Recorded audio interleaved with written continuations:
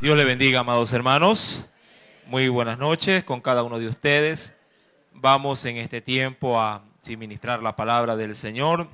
Para ello, venga conmigo, por favor, hacia la carta a los Romanos, capítulo número 2. Carta a los Romanos, capítulo número 2. Recuerde que hemos ya visto este pasaje bíblico, ¿sí?, en los primeros 2 versículos. Vamos a concentrarnos obviamente en los versos subsiguientes, pero leeremos desde el verso 1. Vamos a leer verso número 1, ¿sí?, al versículo número 4. Y leemos la palabra del Señor. Lo hacemos en el nombre del Padre, del Hijo y del Espíritu Santo. Por lo cual eres inexcusable, oh hombre, quien quiera que seas tú, que juzgas que quiera que seas tú que juzgas, pues en lo que juzgas a otro te condenas a ti mismo, porque tú que juzgas haces lo mismo. Verso 2, léalo por favor.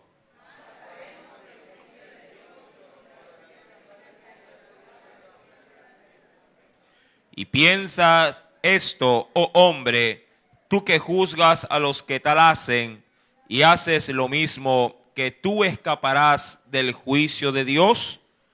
¿O menospreciáis las riquezas de su benignidad, paciencia y longanimidad, ignorando que su benignidad te guía al arrepentimiento? Amén. Hasta ahí el pasaje de la Escritura. Vamos a inclinar nuestro rostro, hagamos una breve oración y pongamos esta enseñanza en las manos, sí, del Espíritu de Dios. Amado Padre Celestial, gracias en esta noche por cuanto nos has traído primeramente aquí a este lugar, es decir, a tu casa. Gracias, oh Dios, porque también has permitido que durante este tiempo pongamos también nuestro corazón para ser instruidos. Es decir, oh Dios, que necesitamos de ti, lo sabemos, pero hay una lucha interna que no nos permite de pronto doblegar todo nuestro corazón para que pueda ser guiado. Espíritu Santo, toma pues en esta noche mi corazón. Háblame, necesito escucharte, necesito que ministres mi vida, que sea tu gracia, Señor amado, redentora, en este lugar, viniendo sobre mí con poder. Toma control, oh Dios, de mi cuerpo, de mi alma y de mi espíritu, conforme a las necesidades, oh Dios.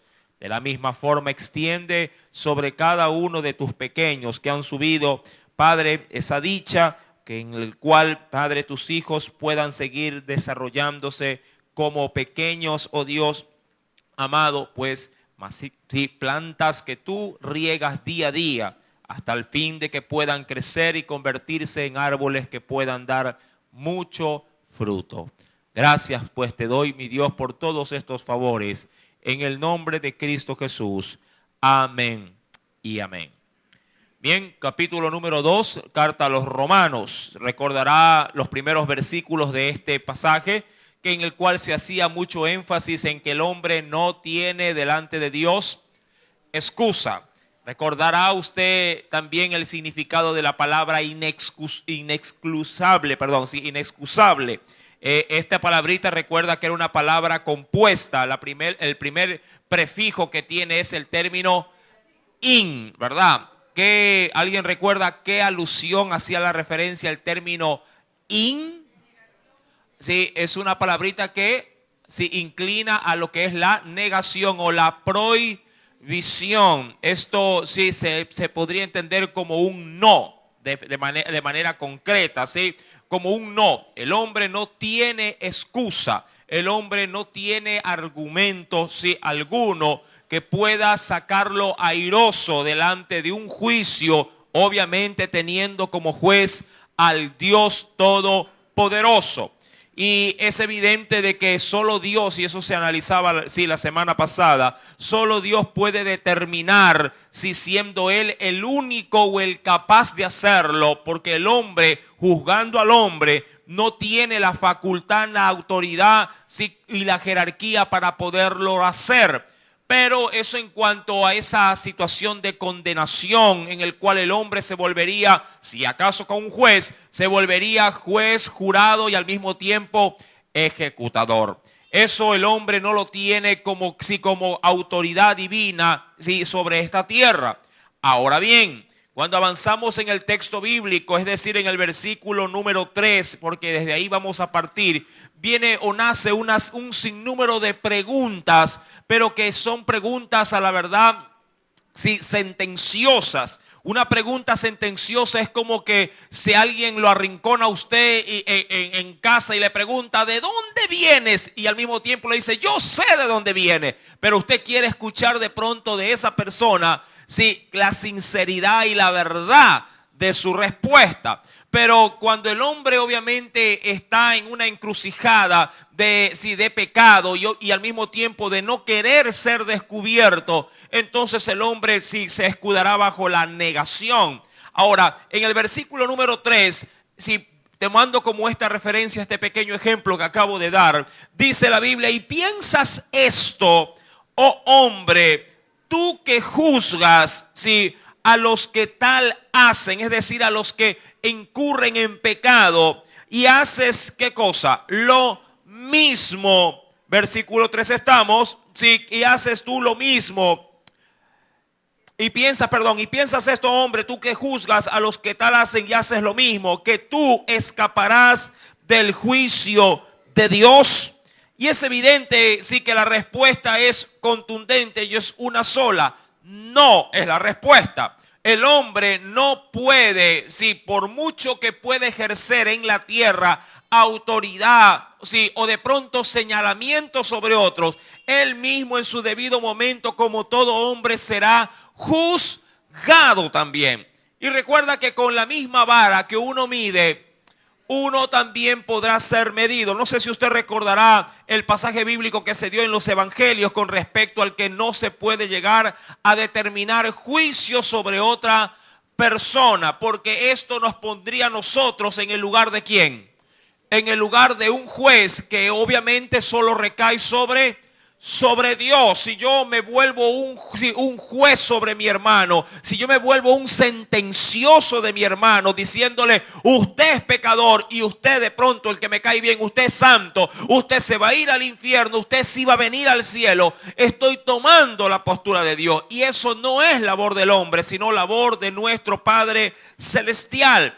Ahora, queriendo argumentar un poquito más, ¿qué es lo que puede juzgar un hombre? ¿Qué es lo que sí puede en algún momento el hombre poder llegar a establecer? Ahora, hay unos principios muy claros en la Biblia, porque yo sé que muchos dicen para sí, a mí nadie me puede juzgar. Mucha gente se escuda en esa frase o en esa expresión haciendo alusión de que como solo Dios es el único que puede juzgar, ningún ser humano en la tierra puede llegar a señalarme. Ahora, eso es una verdad a medias, porque cuando se habla de juzgar, se habla de dar una sentencia de ejecución, hablando ya del destino final del hombre. Pero hablando propiamente ya de poder darle un llamado de atención a un prójimo, a un ser humano, a un hijo, a un padre, sí tenemos la apertura inclusive bíblica. Y ¿sabe qué? Bíblicamente, y quisiera por favor que me comience a acompañar a través de los escritos de la Biblia. La primera persona a la que alguien puede llegar a juzgar, como para curiosidad nuestra, es a uno mismo. Un hombre puede llegarse a juzgar a sí mismo. Y quisiera tomar una base bíblica. Venga conmigo al primer libro de los Corintios, allá en el capítulo número 11. Primer libro de los Corintios, capítulo número 11. Si me apaga la luz de atrás, por favor, le agradezco.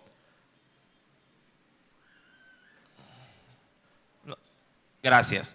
Listo, ¿lo tiene? Primera carta a los Corintios, capítulo número 11. ¿Qué nos dice en el versículo número 31? ¿Lo tiene? Cuando se habla de este texto, el contexto es la Santa Cena, ¿verdad? Es un texto que tiene relación con la Cena del Señor. Y claro, este pasaje tiene como principio que para poder cenar, el hombre debe de alguna forma entrar en una especie de autoevaluación para poder hacerlo, para poder celebrar la Cena del Señor, o lo dicen en el mundo católico como la comunión. Sí, poderlo ejercer, pero de una manera, sí, a manera de un autoanálisis con una limpia conciencia. Ahora, dice el verso 31, si pues nos examinásemos a nosotros mismos, ¿cuál es la consecuencia si pasamos nosotros mismos por una autoevaluación que dice la Biblia? No seríamos juzgados. Ahora, esta expresión, mi amado hermano, tiene mucha, pero mucha profundidad. Porque alguien puede llegar a pensar y decir, hermano, si a mí me ponen ante un juez o ante el juez de todo ser viviente, el cual es Dios, de seguro me van a hallar, ¿qué cosa? ¿Culpable o inocente? Culpable, dirá cualquiera. Me van a hallar culpable. No voy a poder pasar. Dirá cualquiera, hermano, hay que entrar en una empresa y trabajo, pero tienen como, diríamos, requisito medir 1 metro. Bueno, aquellos hermanos que tienen bastante altura, pero le voy a poner un estándar, 1,80 m. Pregunta, ¿cuántos de nosotros conseguiría empleo? Solamente de pronto los que llegan a la estatura, a la medida. Todos los demás así entren de puntita, dicen, no entro, hermano. Ahora, quiero simplemente tomar eso como una pequeña referencia, sí, pero si para Dios, sí, que ha establecido un juicio para el ser humano, mi amado hermano, obviamente, si uno se ve así a primer pantallazo, uno dice, yo no paso por el juicio. Si a mí me evalúan, me van a encontrar un sinnúmero de fallas, de faltas, de pecado. Pero para eso Dios mismo envió a su Hijo, para que por medio de Él nosotros podamos ser limpios y por ende aceptables. Pero, aquí viene el pero, para poder recibir los beneficios del sacrificio de Jesús, yo debo de empezar con mi propia autoevaluación de mi estado.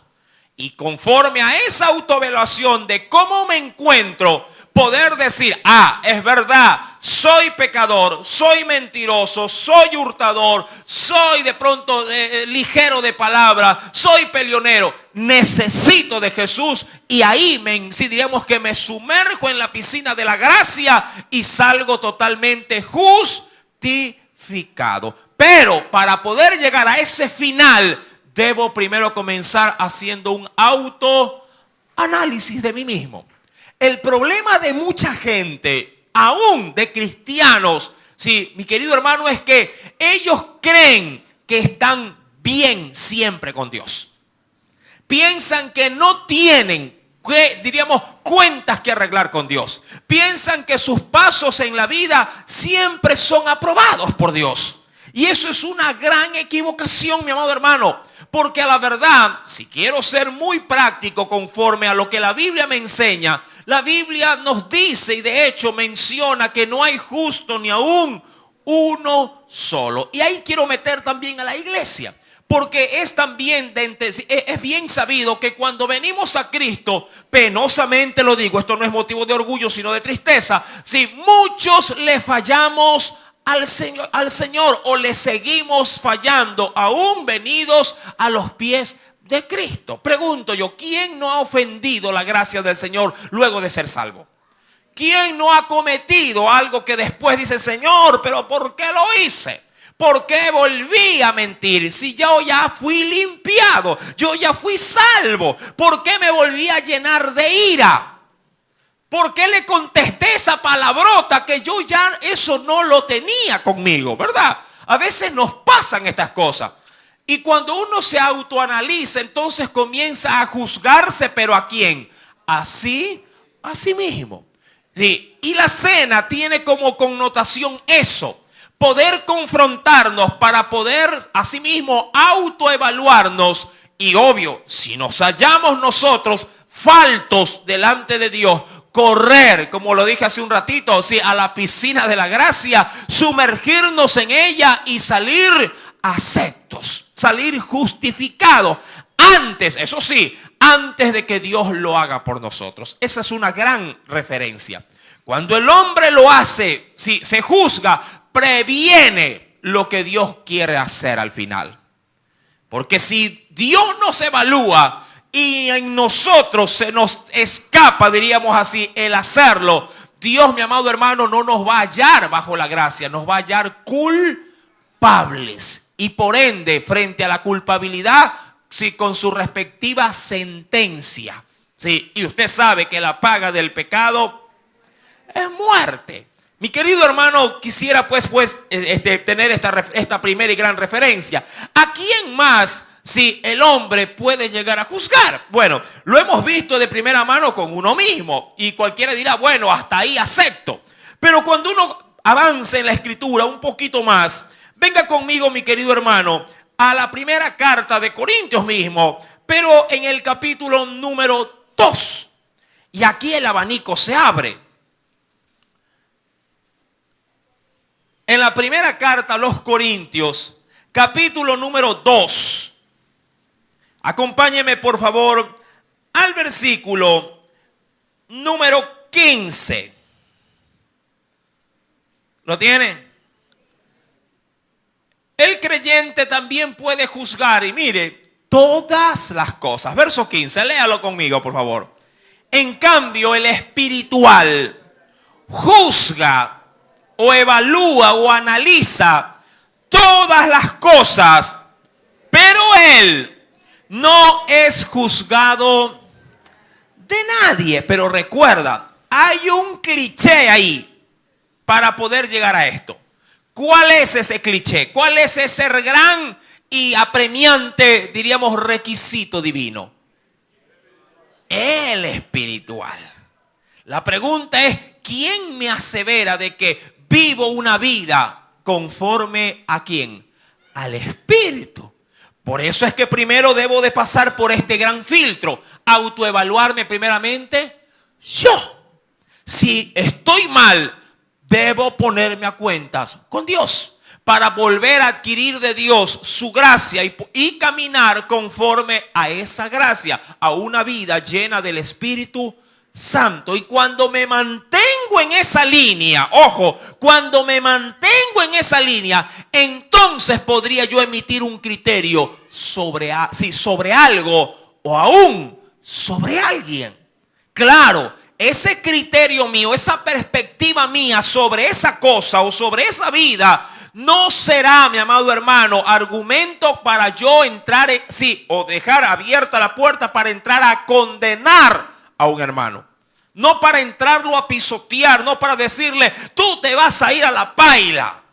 Esa no es la intención. Jesús, diría yo, era el máximo exponente de poder juzgar a todos. Y si fuese posible, de una vez darles la condenación. Usted se recuerda de la mujer que fue hallada en adulterio y fue llevada a los pies de Jesús para que a la verdad sea, ¿qué cosa por Jesús?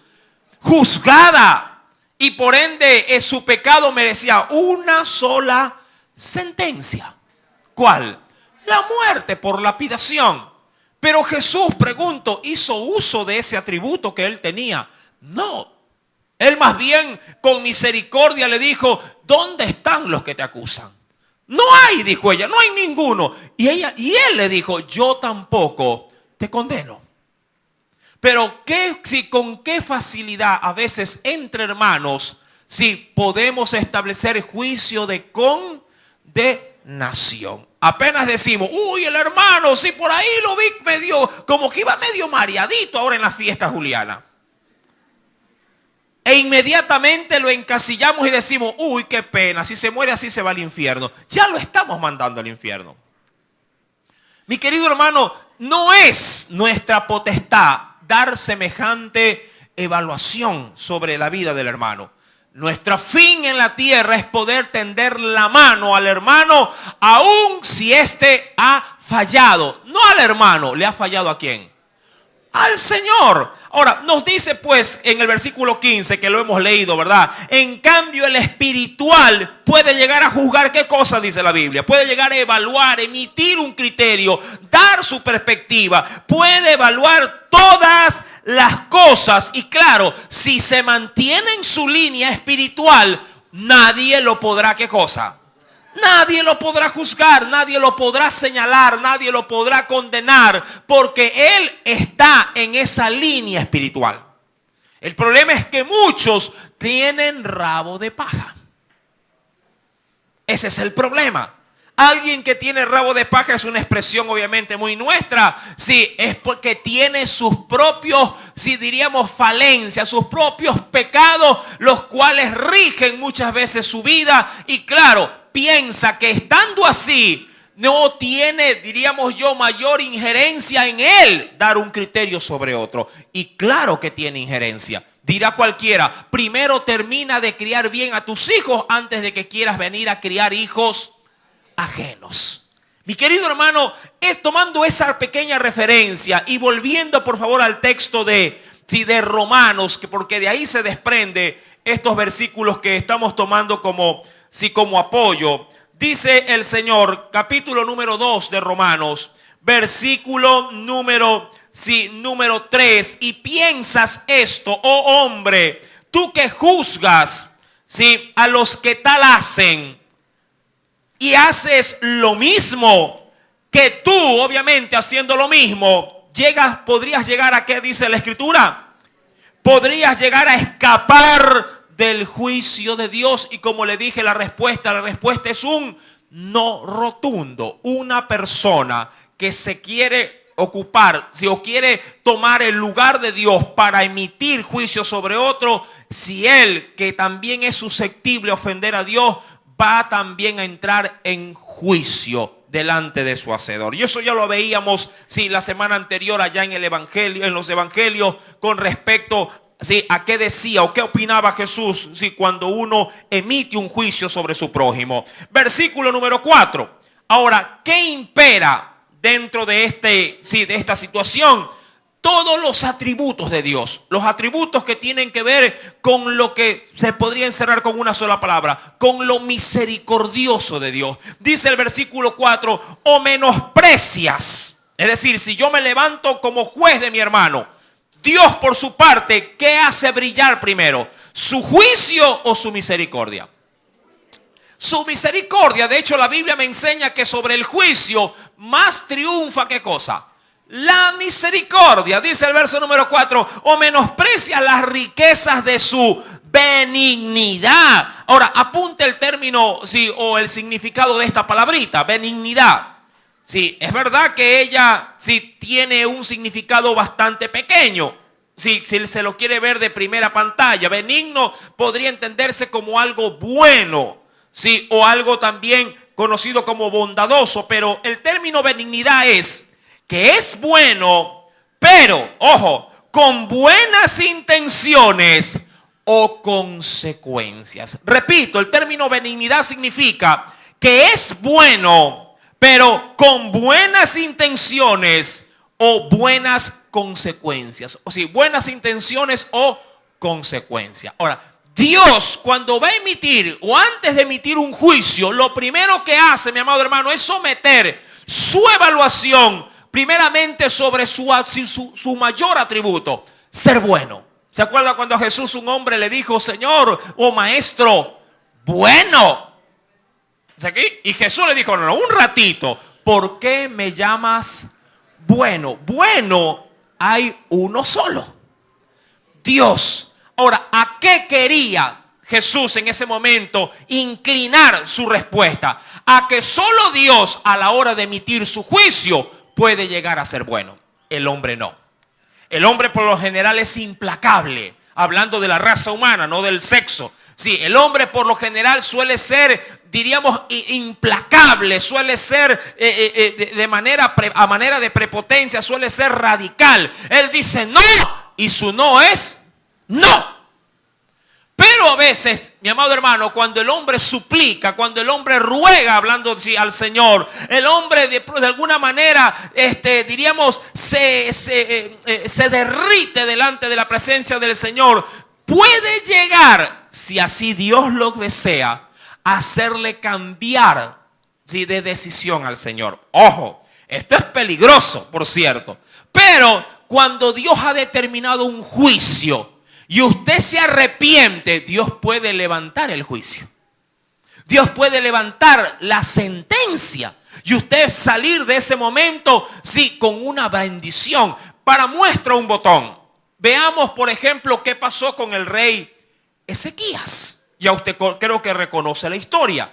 Allí en el libro de los Reyes, el rey Ezequías recibe la visita de un siervo de Dios llamado el profeta Isaías. E Isaías va y le dice al rey Ezequías, que estaba gravemente enfermo en su cama, en su lecho. Si Dios lo manda a Isaías, y Isaías se presenta delante del rey y le dice: prepara u ordena tu casa porque vas a morir y no vivirás.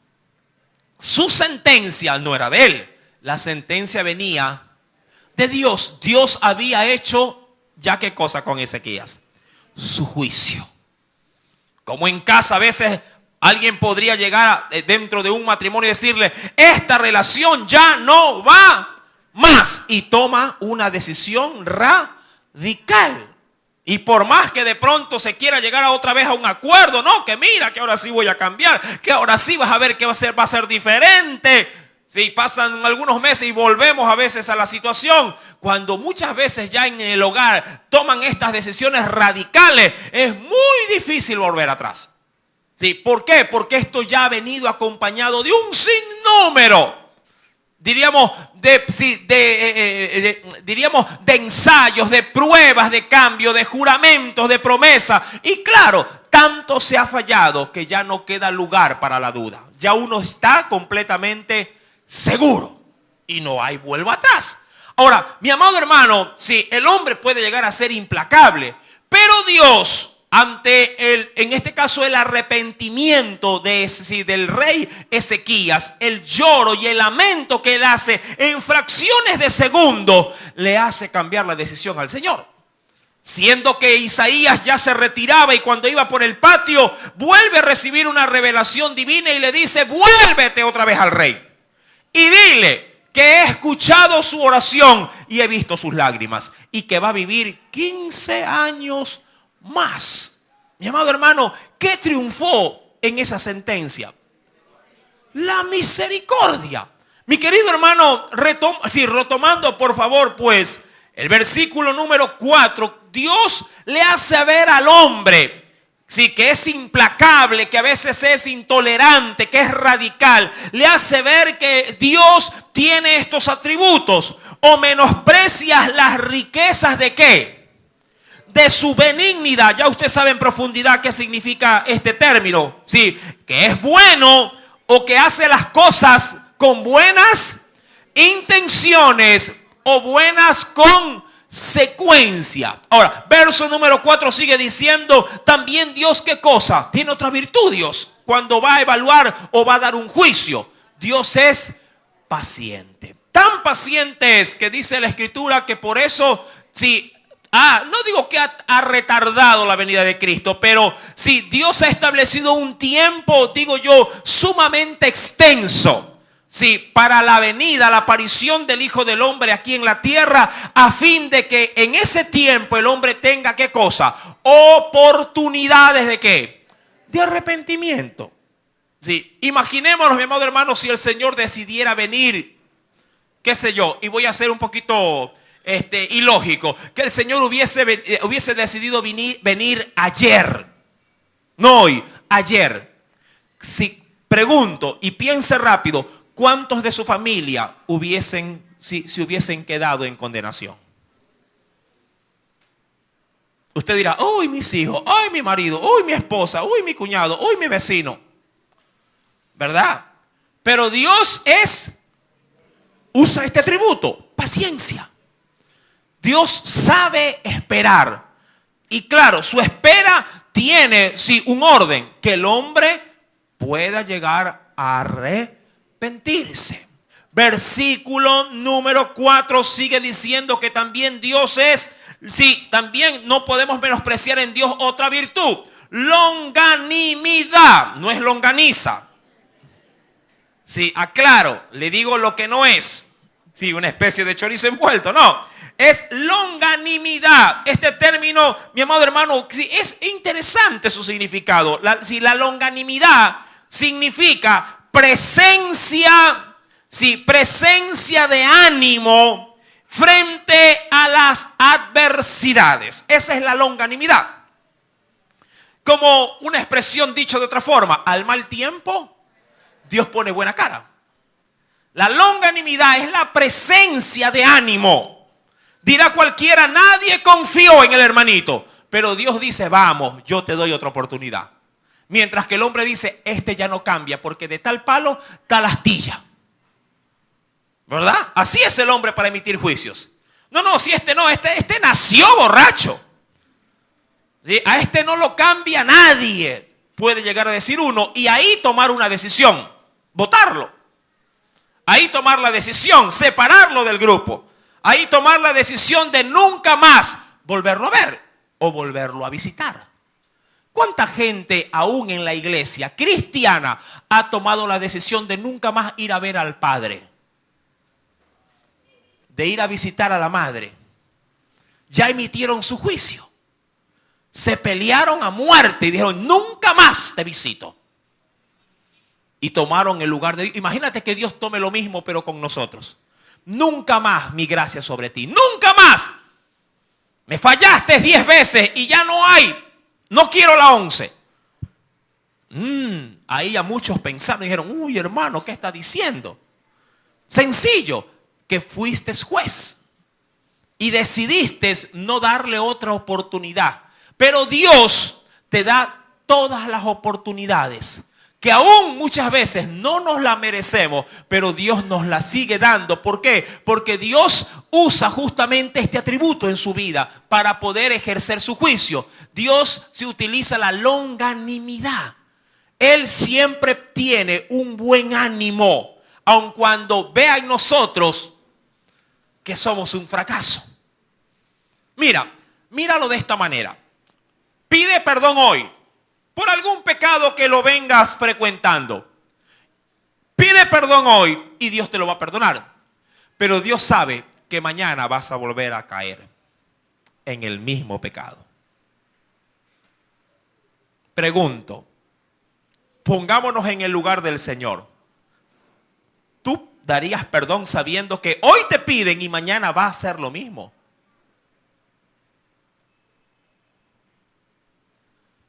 Pregunto, Señor, perdóname porque me cogí el dinero de mi esposa. Dile a tu esposa a ver si te perdona. Bueno, tu esposa dice, está bien, te perdono, pero ya no me cojas más. Pero a diferencia de la esposa, ella no sabe que de pronto pasado mañana el marido va a hacer lo mismo. Y Dios sí lo sabe. Porque Él conoce todas las cosas.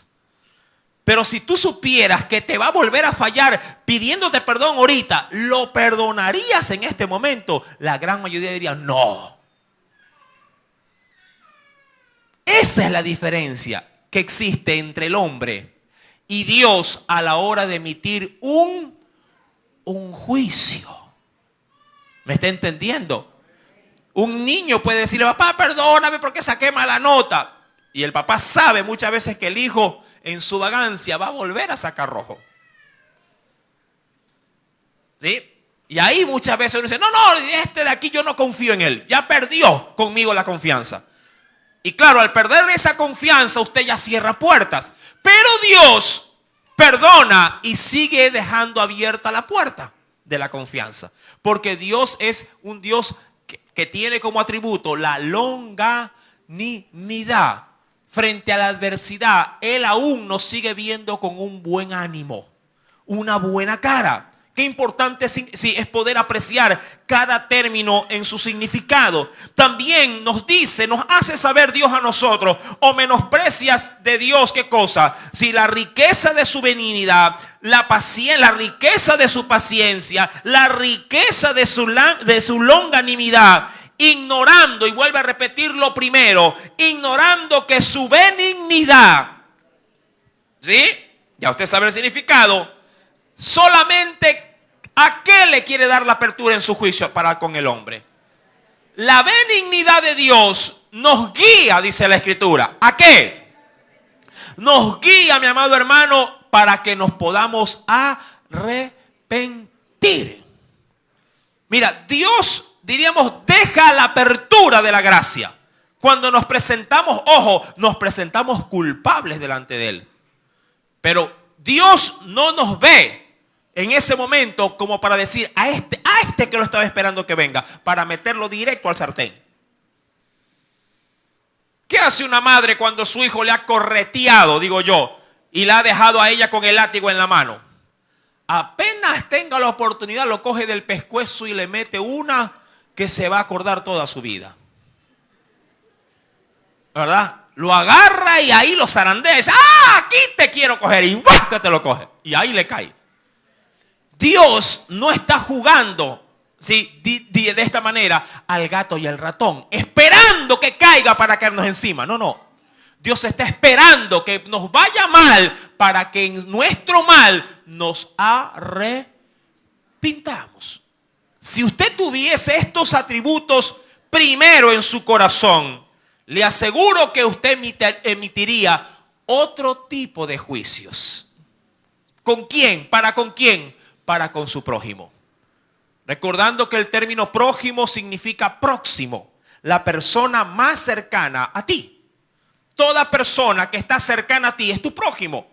Pero claro, con algunas diferencias. Es mi prójimo, pero también es mi esposa. Es mi prójimo, pero también es mi hijo. Es mi prójimo y es mi hermano de la iglesia. Es mi prójimo y es mi compañero del trabajo. Es mi prójimo y es mi jefe. Es mi prójimo y es mi empleado. ¿Me explico? Mi amado hermano, toda persona debería de ser, antes de ser, diríamos, sentenciada, debería pasar por el filtro de Dios. Y claro, como el hombre no sopesa estos valores divinos, Dios ha dicho, no, solo yo puedo ejercer el juicio. Solo yo. Ahora, dice aún más la Escritura, versículo número 4, que Él lo hace para podernos guiar ¿a dónde, mi amado hermano? Lo hace para podernos guiar al arrepentimiento. Quisiera ver un texto de referencia de aquello. Venga por favor conmigo, sí, y veamos qué nos dice el Señor. Venga conmigo por favor a la carta. Deme un segundito.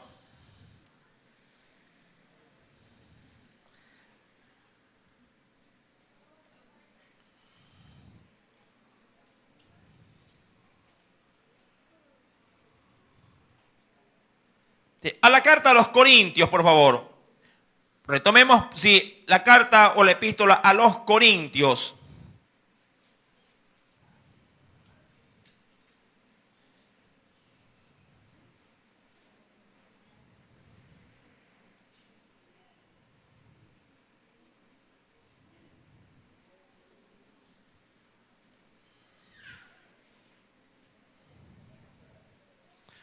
Sí, capítulo número 7, segunda de Corintios, capítulo 7. Sí, segunda de Corintios, capítulo número 7.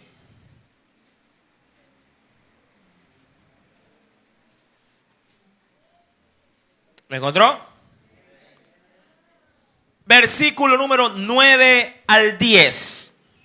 Verso número 9 al versículo número 10.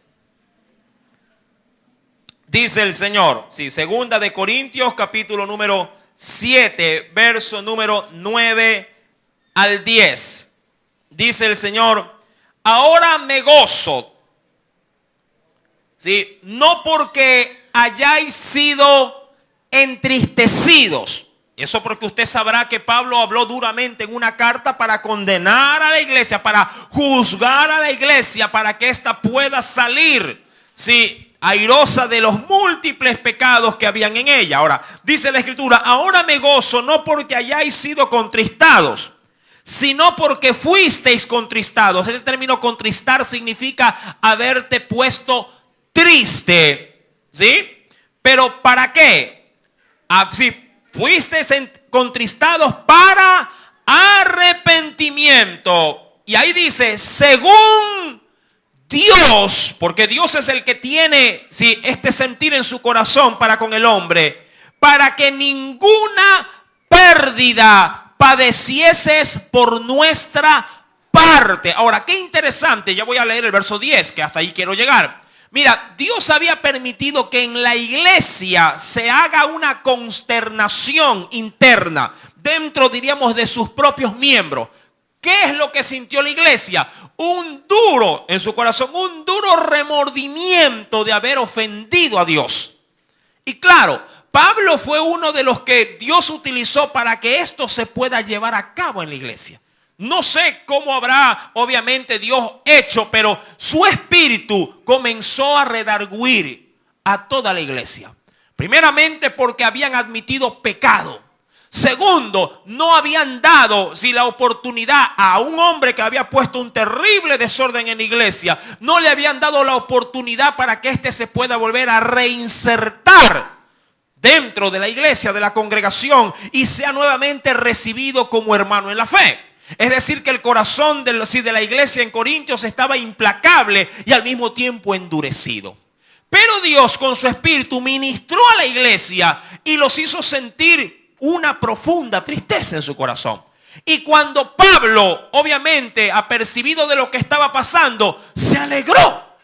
Para muchos podría haber sido algo ofensivo, decir, hermano, ¿usted por qué se ríe? ¿No ve que estoy llorando? Pero Pablo no se reía a manera de burla de las lágrimas de la iglesia, sino una risa ¿de qué? De gozo al ver que la iglesia, si por fin de una buena vez, había buscado ¿a quién? A Dios. Mi querido hermano, y ahí en el versículo 10 nos dice, porque la tristeza que es según Dios, ¿qué produce en la vida de un cristiano? Produce arrepentimiento. ¿Y a dónde te conduce? Mira, qué curioso, porque Pablo le escribe a Corintios, la iglesia, pero la iglesia necesitaba hacer ¿qué cosa? Dice la Biblia. Salva. Ahora, el término griego en este pasaje bíblico es sosai. La iglesia necesitaba volver ¿a qué? A preservar su salvación. Recordando que soso, ahora, en el griego usted sabe bien, esto yo ya lo he explicado en otras enseñanzas, creo que hace algún tiempo atrás. La palabra salvación en griego se la puede encontrar de dos formas. En una se escribe soso y en otra se escribe en el griego sosai.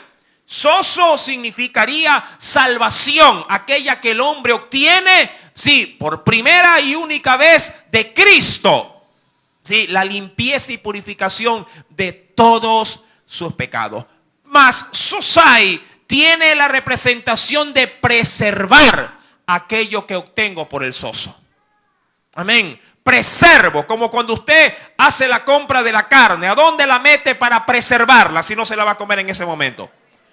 En el congelador, ¿verdad? El frío o también la sal tienen estas características. ¿Se acuerda usted de este plato que se da en Semana Santa? La fanesca. El pescado se lo pone en grandes cantidades de sal y se lo cuelga básicamente, ¿verdad? Sobre cordeles para que ahí se seque. Mire, no actúa el frío, pero la sal, ¿qué hace? Preserva la carne de este animalito. Mi amado hermano, de igual manera, cuando nos arrepentimos de nuestros pecados, luego de haber recibido a Jesús, mi amado hermano, Dios nos vuelve a dar el sosai, la preservación, de la salvación. Ahora, dice el versículo número 10, porque por la tristeza que es según Dios produce arrepentimiento para salvación. ¿Hasta qué punto?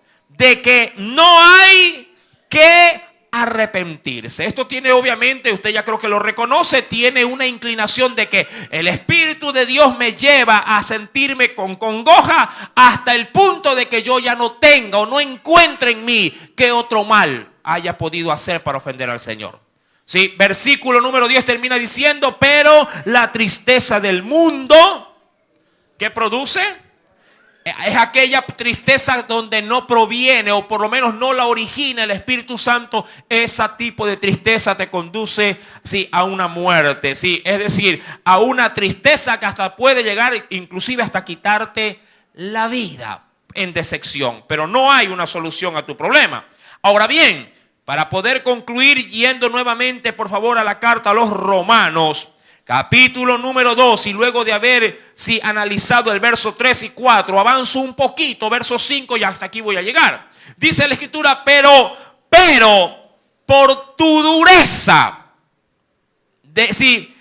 y por tu corazón no arrepentido, atesoras para ti mismo ira para el día de la ira y de la revelación del justo juicio de Dios. Ahora, una vez, verso número 4, agotado de Dios a la hora de hacer un juicio, agotado ¿qué cosa? Agotada su benignidad por parte del hombre, agotada su paciencia por parte del hombre, agotada de Dios, ¿qué cosa más? La longanimidad. A Dios no le queda más que, luego de esto, ¿qué le toca a Dios? Hacer juicio. Dirá cualquiera, ya le hablé, ya le leí las orejas, ya le privé de las cosas para que se enderezca, ya hasta lo discipliné, pero nada. Pregunto, ¿qué hacer luego de que le ha hablado al muchacho? Luego de que le ha privado de lo que le gusta al muchacho. Luego de que lo ha castigado de pronto físicamente. Y el muchacho no cambia. Pregunto, ¿qué haría usted? ¿Qué haría como padre? Si acaso me refiero a la situación de un hijo. Pregunto, ¿qué más usted podría hacer? Ya lo castigó. ¿Qué haría? No, ya le pegó. Recuerde que en el libro de Job, ¿se acuerda usted el domingo que pasó? Sí, Dios hace con el hombre 2 y hasta 3 veces esto. Ponerlo muchas veces ¿a dónde al hombre? Hasta el punto de ¿qué? De meterlo ¿a dónde?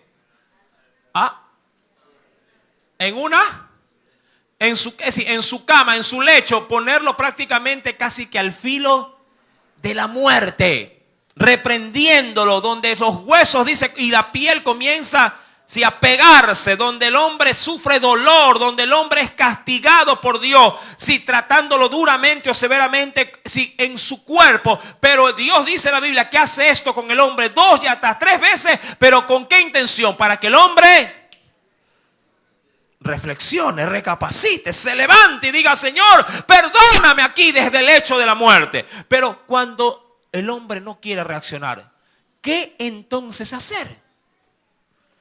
¿Dónde o cómo poder trabajar con aquello que usted, por más que le ha hablado, por más que le ha privado, vuelvo y repito, de muchas cosas para que enmiende, por más que lo ha reprendido, sea verbal o hasta físicamente, y sigue en su mala senda, y sigue ofendiendo, y sigue pecando, y sigue siendo rebelde? ¿Qué hacer? El próximo día, jueves, lo sabremos. ¿O lo quiere saber hoy día? Si hay tiempito, si hay unos minutos.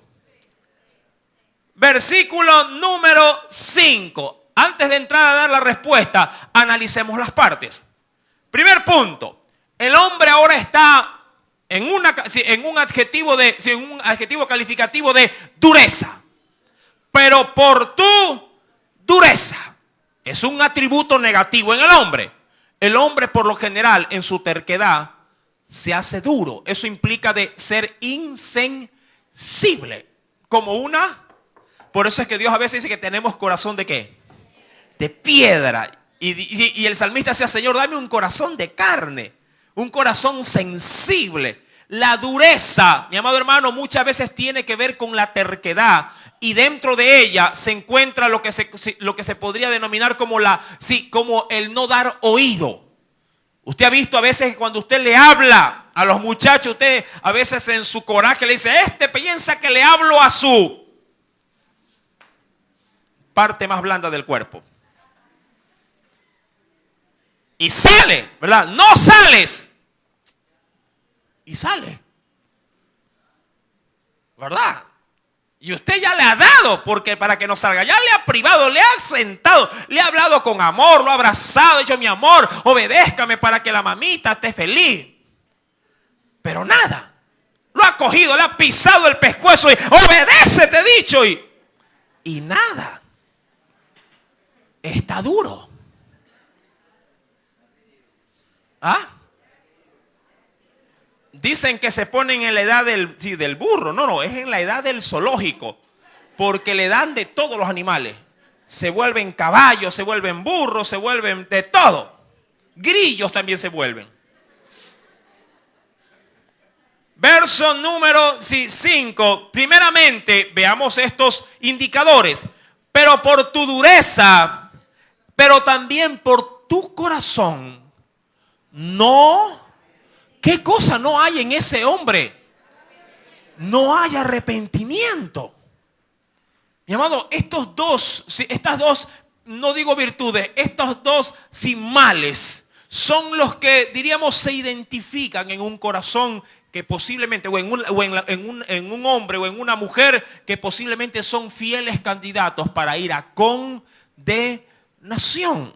Dios no puede trabajar con alguien que obstinadamente ha endurecido su corazón. Y seguidamente, porque esto es de la mano, un corazón endurecido es un corazón no arrepentido. ¿Sí? Un corazón endurecido es un corazón que no puede, por más que quiera, no puede albergar arrepentimiento. Yo he visto a gente que sabe que hay dureza en su corazón y quiere arrepentirse, pero no puede arrepentirse. Porque no siente. Es como aquellos que dicen, no sé, hermano, pero yo no lloro. ¿Se ha topado con esa gente? No sé, peñísqueme, no lloro. Sí, no sé, pero veo a la otra gente que de pronto canta una alabanza y lo veo llorando y yo me quedo, Señor, ¿pero por qué llora tanto? No siento. ¿Sí? No hay en su corazón de pronto esa sensibilidad. ¿Sí? Ofende, peca, traiciona a la mujer, traiciona al marido. ¿Sí? De pronto, qué sé yo, no deja para la comida, pero él sale tranquilo a la calle. No le interesa si comieron o no comieron. Por eso, mi amado hermano, es que solo Cristo puede cambiar un corazón endurecido.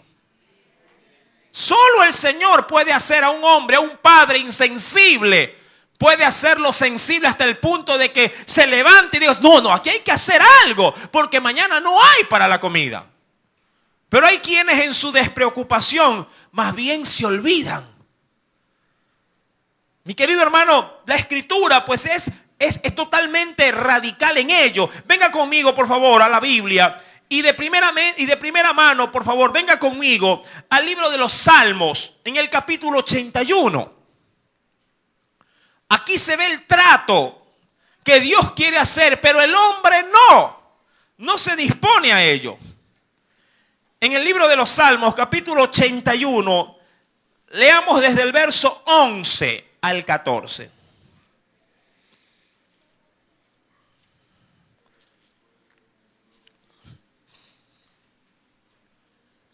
¿Lo tiene? Y quiero, por favor, que sea muy, muy detallista en la lectura. Y si puede subrayar, empiece. Salmo 81, verso 11 al 14. Dice, pero mi pueblo, y aquí comienza, o por lo menos es el proceso para poder ser duro de corazón. Pero mi pueblo no oyó mi voz. Ojo, este es el principio de caer en dureza de corazón. ¿Cómo se empieza a ser duro? Así como también la Biblia nos enseña cómo se empieza para poder ser salvo y cómo ser santo. También hay un proceso para llegar a ser duro. ¿Sí? Primeramente, si el pueblo no oyó su voz, un que me importismo, ¿a qué? A la palabra. Un hombre que comienza a reflejar dureza es un hombre que tiene un que me importismo por la Biblia. Usted le habla y él, sí, déjame ver el programa, déjame ver el partido. ¿Sí? Y el hombre comienza a mostrar indiferencia. ¿Por qué? Por la palabra de Dios. Recuerda que es la palabra la única que puede romper la roca en dos. La Biblia dice que la Biblia es cual martillo, ¿verdad? Que puede romper la roca en dos pedazos. Dice la Biblia, si mi pueblo no oyó mi voz e Israel no me quiso a mí. Eso es otro indicio. ¿Se acuerda usted lo que decía Jesús? Porque donde está tu corazón, allí está tu tesoro. Sí, como el del Señor de los Anillos. Gollum, creo que es, ¿no? El que decía, el anillo, mi tesoro. Ahí cogió, sí, es verdad, hermano. Hay quienes dicen, ay, mi trabajo, mi tesoro, mi carro, mi tesoro.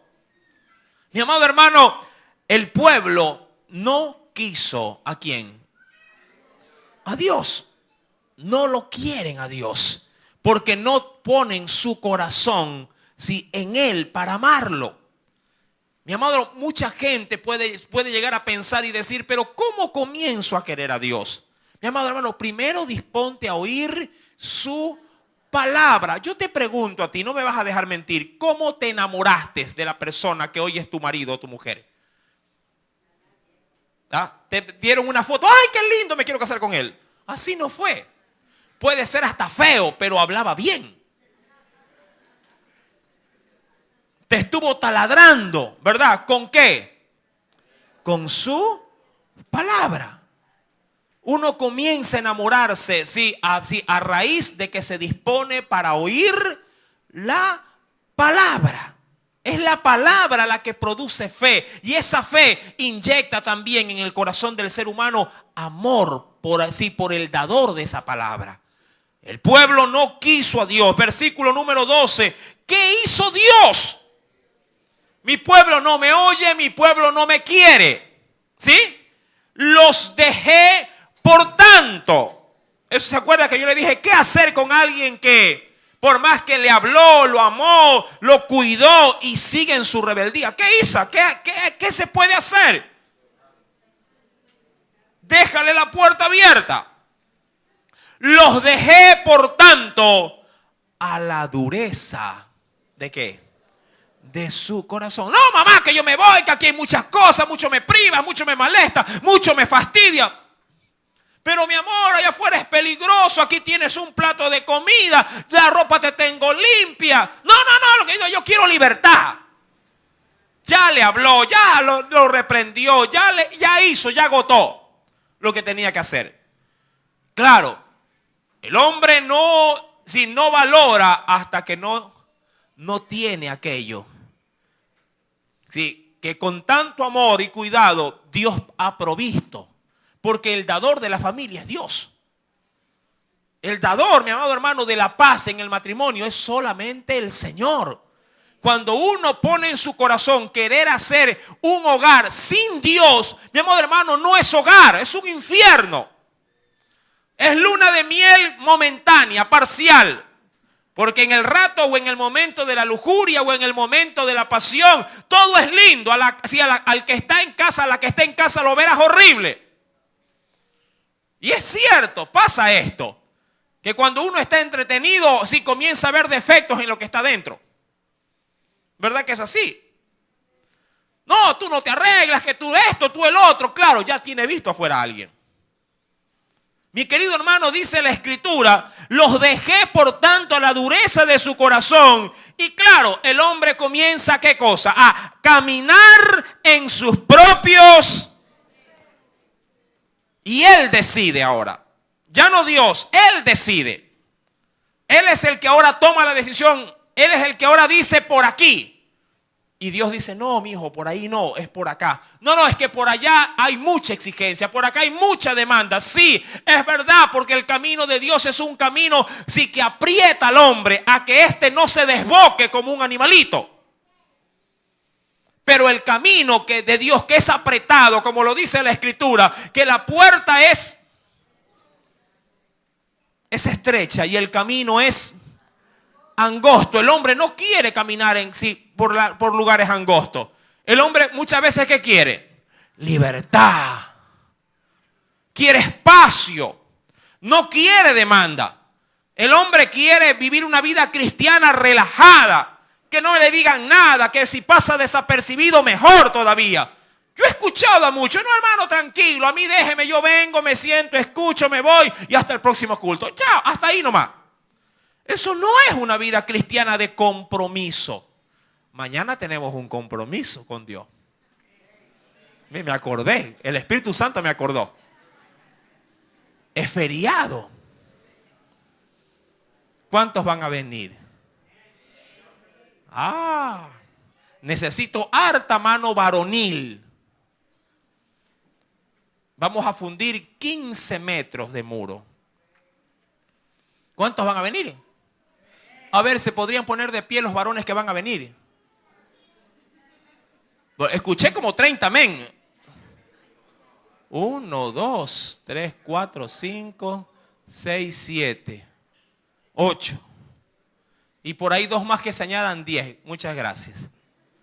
Las mujeres van a venir a cocinar, van a ayudar, van a limpiar, van a hacer minga. ¿Cuántas van a venir mañana?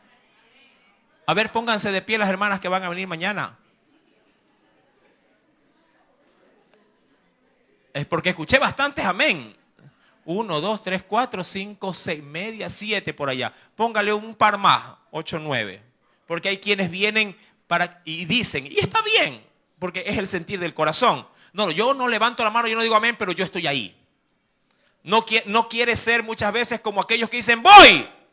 Llega la hora y no va. Es preferible no decir nada o aún no voy, pero llego y estoy aquí. ¿Y para qué soy bueno? Amado hermano, es evidente que Dios no pelea con quienes no lo quieren. Dios no obliga a aquellos que no, que en el corazón del hombre no le interesa saber de Él. Él los abandona, los deja, dice el verso 12, a la dureza de su corazón. Ellos por su parte, ¿qué hacen? Caminan en sus propios consejos. Dice el verso 13, mira lo que el hombre se pierde por su dureza. Oh, dice Dios, si me hubiera oído mi pueblo, y si en mis caminos hubiera andado Israel, en un momento. El problema es que la gente no sabe cuál es el momento en que Dios puede cambiarte. Aquello que de pronto hoy por hoy no ves. En un momento habría yo derribado a sus enemigos y vuelto mi mano contra sus adversarios.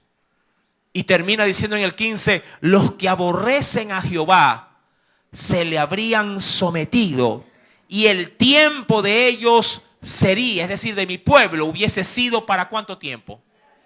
Para siempre hubieran durado. Pero no me quieren.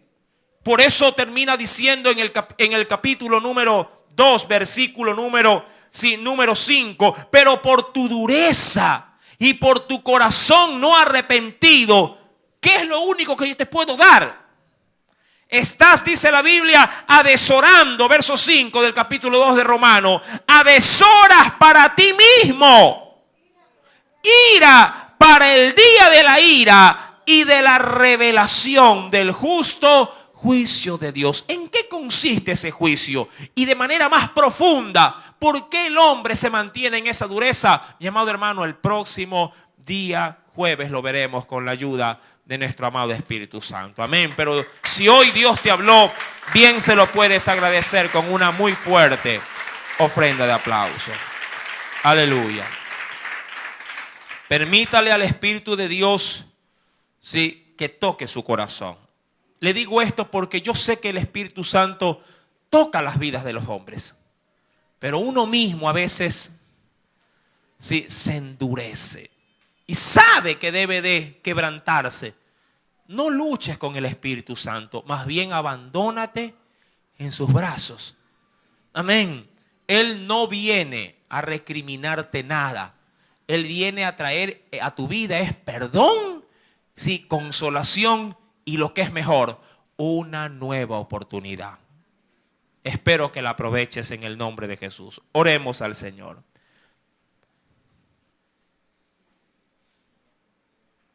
Amado Dios y buen Padre Celestial, tú eres un Dios benigno, un Dios paciente